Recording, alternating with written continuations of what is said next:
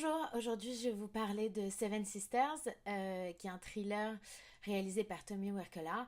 En gros, c'est l'histoire de notre planète qui est surpeuplée. Et pour remédier à ça, le gouvernement décide d'appliquer la politique de l'enfant unique. Sauf que secrètement, un mec qui s'appelle Terence Setman, joué par Willem Dafoe, est un peu plus malin que tout le monde. Et il cache la naissance de ses 7 petites filles dans son appartement et il les élève dans le secret le plus total. Elles sont toutes prénommées d'un jour de la semaine, de Monday à Sunday, et elles partagent toutes la même identité qui est Karen Setman.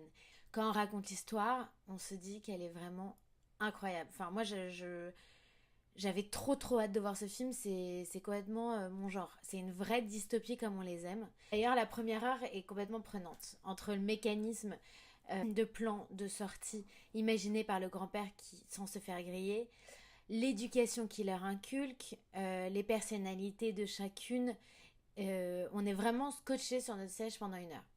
Et surtout, la prestation de Noomi Rapace est vraiment excellente. Elle pourrait en faire pâlir James McAvoy dans Split. Mais au moment où Monday disparaît, là, c'est le début de la fin. Les scènes de bagarre sont complètement risibles, les effets spéciaux sont cheap et l'univers n'est clairement pas élaboré. Glenn Close joue encore une fois le rôle de la marâtre psychologiquement instable. Faut un jour que Glenn elle se vire de ce rôle-là parce qu'on en a vraiment ras-le-bol de l'avoir toujours dans le même rôle. Le vilain qui est un blond à rien est complètement ridicule. Même son associé enfin, elle est encore pire, cette fille-là. Quelqu'un peut me dire à quoi elle sert pendant tout le film, à part remplir les quotas. Et la scène de la bagarre dans les toilettes, on en parle ou parce que quoi, le réal était fan d'Alia ou c'est quoi le délire? Parce que, enfin, vraiment, on dirait une scène de Roméo doit mourir. Pas ouf. Bref, c'est un film un peu énervant en fait pour finir parce que il avait vraiment tout pour réussir.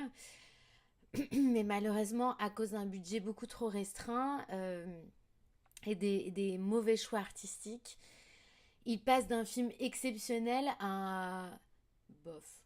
Donc je lui donne la note de 2 sur 5. Je donne surtout 2, surtout pour la prestation de Noomi Rapace et le synopsis qui est vraiment super bon. Mais la direction est vraiment trop mauvaise, quoi. J'espère que ça vous empêchera pas d'aller au cinéma. Et voilà, et à bientôt pour une nouvelle critique. Ciao!